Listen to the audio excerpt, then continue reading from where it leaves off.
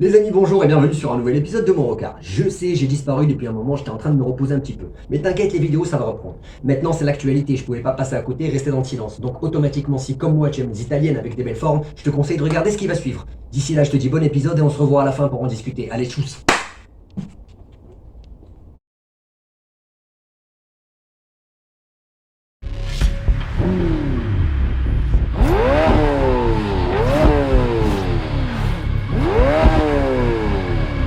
Three lights, four lights, five left.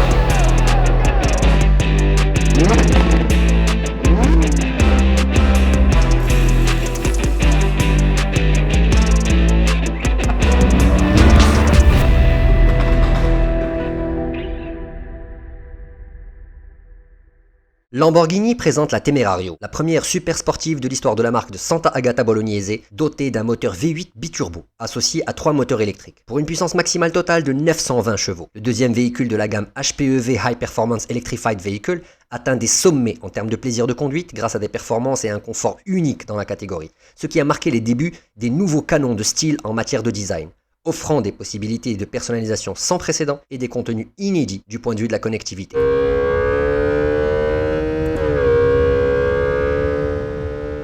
La Temerario. Encore une autre Lamborghini, vous me direz. Eh ben, peut-être pas. Ce nom peut probablement être prononcé de 3 manières différentes. Mais la traduction littérale, comme vous en doutez et comme vous l'aviez deviné, vient de l'italien qui veut dire téméraire. Donc voici la Lamborghini téméraire, ainsi que la Vibe le souhaite. Et que je n'aime pas d'ailleurs, c'est aussi la voiture qui veut dire que l'entièreté de la gamme Lamborghini a été électrifiée.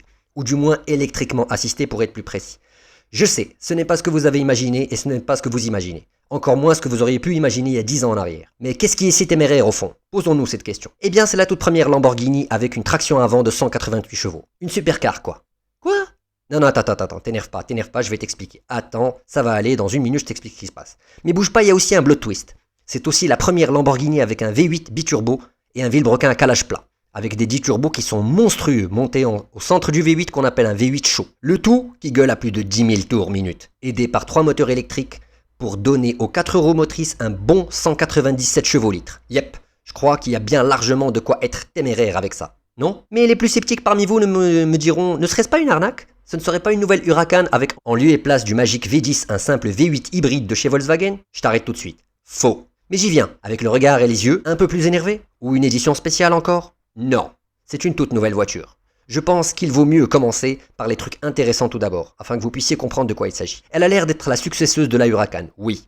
Donc, un peu plus petite que la Revuelto, basée sur un tout nouveau châssis en aluminium. Pendant que nous y sommes, parlons de ce châssis en aluminium qu'on appelle, de manière très sympathique, le châssis Space Frame.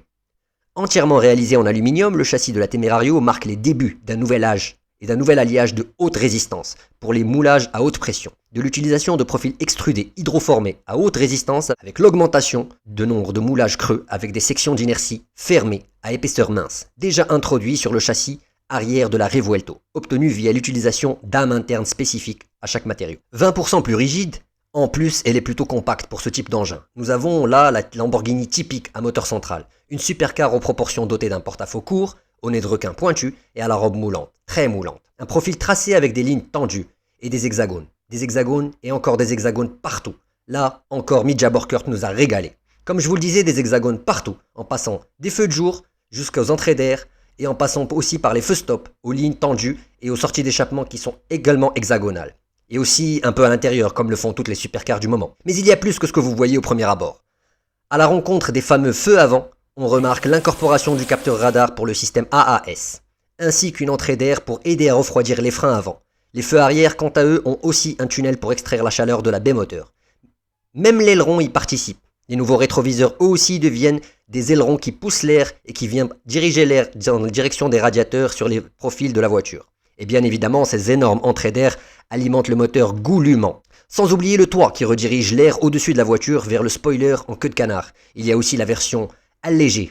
Mais non, pas sans lactose triple bus. La version allégée en poids, avec moins de poids, soit le pack Alleggerita, avec plus, voire beaucoup plus de carbone, incluant des jantes, un spoiler fixe plus haut, et bien sûr, si les 25 kg de réduction de poids ne vous suffisent pas, la version Alleggerita vous offre plus d'appui aérodynamique. Et si vous êtes un pistard pur et dur, sachez qu'elle peut être équipée de 4 différents sets de pneus, en 20 pouces à l'avant et 21 à l'arrière. Ça en impose. Bien évidemment, en passant par les Bridgestone Potenza pour aller chercher le pain, ou éventuellement des run flats, ce qui peut être très pratique pour une voiture qui n'a pas de roue de secours. Il y a aussi les sets de pneus de course, bien évidemment, pour les pulpistards parmi vous, et bien sûr un set d'hiver pour le blizzard. Ce qui a du sens. C'est une 4 roues motrices, donc c'est simplement un Land Cruiser quoi. Mais la meilleure partie est à peine dissimulée sous un drap transparent, formé par un couvercle martelé en forme d'hexagone. Voici la grande nouveauté, la nouvelle qui met tout le monde d'accord. Un tout nouveau Twin Turbo V8 qui hurle à plus de 10 000 tours minute. Enfin, j'abuse, peut-être pas 10 000, juste un peu moins. Créé par Lamborghini en partant d'une page blanche, et oui mes chers amis, d'une page blanche, et produit en interne à Santa Agata Bolognese. 10 000 tours minute. C'est plus une moto qu'une voiture turbo, n'est-ce pas? Oui, vous me direz, il y a des supercars qui montent à plus de 10 000 tours, mais elles ont tendance à être à la fois très chères, très rares et très exigeantes. Ça sera l'entrée de gamme chez Lamborghini. Enfin, je me comprends. Entrée de gamme de supercar, donc faudra compter quand même 300 000 € et plus. Donc quand même ça va. Mais quelles sont les news spécifiques à ce groupe motopropulseur? Eh bien c'est un flat plane de 4 litres, V8, avec 2 turbos énormes. À lui tout seul, c'est presque 197 chevaux-litres, donc un bruyant 788 chevaux, si tu sais faire les calculs. Maintenant, il est aidé par 3 moteurs électriques. 2 à l'avant pour apporter le cadre motrice, parce que dorénavant, la nouvelle Lamborghini n'a pas d'arbre de transmission qui renvoie la puissance au roue avant. Et un, je vais vous laisser deviner où c'est qu'il est. Un moteur coincé entre la transmission et la sortie du vilebrequin, pour supporter les roues arrière et les aider en termes de puissance. Ce sont des moteurs à flux axial, donc extrêmement compacts et puissants. Ils sont tous là pour supporter le V8 quand les turbos spoolent et pour éliminer ce qu'on appelle le turbo lag, le fameux que les amateurs adorent, pour un total de 907 chevaux à la roue arrière. C'est pas de la merde. Rien à voir donc avec l'écologie. Pour tous ceux qui pensaient que c'était un truc écologique, je vous rassure, c'est râpé. Ce qui est définitivement suffisant, vous allez être d'accord avec moi, pour être téméraire. Et si vous voulez quelques statistiques étonnantes sur la Temerario, ce ne serait pas la petite sœur de la Revuelto pour rien. Avec sa nouvelle boîte de vitesse 8 rapports au volant, elle montera à plus de 350 km/h. Avec un 0 à 100 abattu en 2 secondes 7, et encore mieux, un 0 à 200 abattu en 7 secondes 3. Suffisamment de quoi vous briser la nuque et vous encastrez les yeux au fond de la tête. Mais que cherche réellement Lamborghini ici? Eh bien ce que Lamborghini cherche ici, c'est la linéarité, la douceur d'un moteur atmosphérique, mais avec la puissance d'un moteur turbo, ainsi que le coup de pied au cul de l'électrique, normalement le meilleur de tous les mondes. Cependant, il faudra la conduire pour savoir si tout est comme promis, à plus ou moins 10 000 tours minute. Ce qui devrait être vraiment cool. Spécialement, la Temerario devient plus bruyante et plus agressive selon les différents modes de conduite.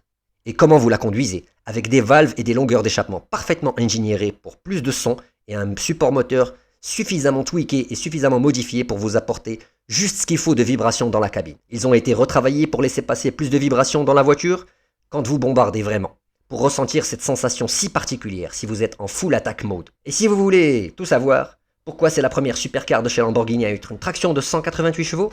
C'est parce que sa colonne vertébrale contient une batterie de 3,8 kW pour fournir une certaine autonomie électrique. Combien exactement? Personne chez Lamborghini ne l'a spécifié à la presse. Donc on le saura peut-être jamais avant de l'avoir utilisé. Pour ne pas dire une autonomie anecdotique. En l'occurrence suffisamment de quoi aller chercher le pain. Ça n'a donc rien à voir avec l'écologie comme je vous le disais. Cependant, quand elle le fait, elle utilise ses 188 chevaux de moteur électrique. Donc une citadine. Une Ford Focus quoi.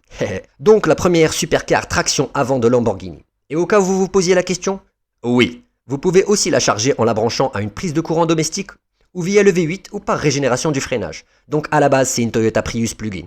Eh ouais. Non, vous n'êtes pas d'accord? Et ce n'est pas tout. Elle est aussi plus pratique qu'avant, avec un vrai espace pour deux, plus spacieuse que la Huracan. D'ailleurs, Lamborghini a écouté ses fans puisqu'elle a écouté en l'occurrence un de ses plus grands clients et de ses plus grands fans, monsieur GMK, qui lui est un grand dadé de 2 mètres, comme vous devez le savoir pour ceux qui le regardent. Et donc Lamborghini c'était un peu serré, donc ils ont décidé de faire un peu plus grand. Et également avec un coffre décent de 122 litres à l'avant, ce qu'on appelle communément le Frank. Donc il y a beaucoup à voir, et surtout derrière les sièges. Une fois qu'on se met en volant, la Temerario donne une nouvelle interprétation de la philosophie Feel Like a Pilot de Lamborghini. L'habitacle offre non seulement une immersion de vitesse et une nouvelle expérience à bord aux pilotes ainsi qu'aux passagers, mais également un confort jamais atteint auparavant. Grâce à un anthrax plus long par rapport à celui de la Huracan, elle a plus d'espace disponible en hauteur dans l'habitacle. Au nouveau siège confort, conduire une sportive Lamborghini n'a jamais été si confortable. La nouvelle interface homme-machine, comme l'appellent les mecs chez Lamborghini dérivés de l'armée, et les services connectés inédits qu'offre la fonction Telemetria ou Télémétrie 2.0, en l'occurrence le Memory Recorder, le Dashcam et l'Augmented Reality Navigation, rendent également la conduite plus intuitive. Dans la Temerario, en termes de nouveautés, à la pointe de l'état de l'art et de la technologie, Lamborghini inclut des nouveaux écrans, incluant un écran pour le passager. Il y a des caméras pour la vue avant et pour le tableau de bord, ce qu'on appelle les caméras frame. Et bien sûr, les frame dial qui vont se focaliser sur les données télémétriques qui apparaissent sur le tableau de bord. Ainsi qu'une caméra qui observe le comportement des roues. Enfin, une dernière qui se place au-dessus du rétroviseur central et qui est focus sur vous et sur votre façon de conduire, ce qu'on appelle le système LAVU, ou plus simplement Lamborghini Vision Unit. Donc, contrairement à ce que vous pensez, ce n'est pas une dashcam toute simple, mais plutôt un lap time recorder pour les plus énervés d'entre vous. Ou tout simplement une preuve pour votre assurance pour les moins bons pilotes. Eh ouais, ou de quoi écrire un bon souvenir mémorable sur une piste. Et bien sûr, elle est également blindée de connectivité et d'options utilisables, ainsi que beaucoup de modes, voire beaucoup trop de modes. En l'occurrence, il y en a 13 au total, activables au pouce, qui vont des modes recharge, hybride ou performance. Un pour charger la batterie pour un usage ultérieur, hybride pour un mix de tout, et performance qui déploie tout d'un coup, probablement mon préféré. Dans les sous-modes, on retrouvera bien évidemment les sous-modes classiques, puisqu'on est en l'occurrence le mode Città, sans doute celui de la ville, ce qu'on appelle le City Mode. Puis le mode Strada, qui veut tout simplement dire route en italien, un peu plus sportif. Vous allez trouver aussi le mode Corsa, qui veut dire là ça commence à être chaud, donc là on est vraiment sportif quoi. Et bien sûr le fameux mode Corsa Plus, qui veut littéralement dire en italien fais gaffe à ton cul parce que maintenant toutes les aides électroniques embarquées ont été désactivées. Donc tu es livré à toi-même. Eh ouais. Et vous voyez les boutons en forme de drapeau à damier? C'est le launch control sa mère. Et tous ces modes interagissent, en totale cohésion et en coordination. Dans certains modes c'est une traction qui roule à batterie. Dans d'autres modes, c'est un mix entre propulsion de 4 roues motrices à la demande. Et dans les modes les plus rapides, c'est une 4 roues motrices permanente en full power tout le temps.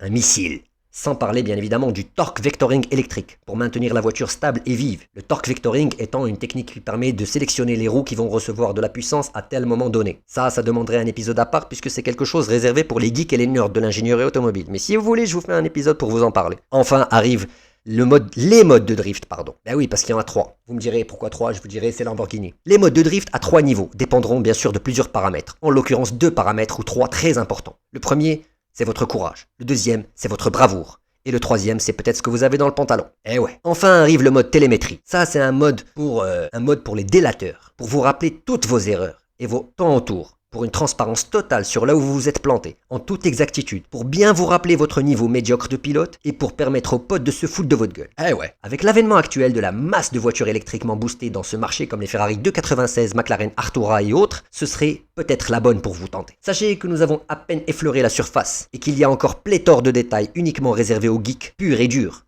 à propos de la nouvelle Temerario. Et elle promet d'être l'une des voitures les plus excitantes à voir le jour chez Lamborghini. Oui, je sais, c'est moi qui parle comme ça d'une voiture hybride. D'accord, mais les choses changent. Enfin, depuis la sortie de la Revuelto, sortie il y a tout simplement 20 minutes. Eh ouais, quasiment, à l'échelle d'une sortie de voiture, c'était hier la Revuelto. Mais bien évidemment avec un prix sûrement un peu plus cher que la précédente Huracan.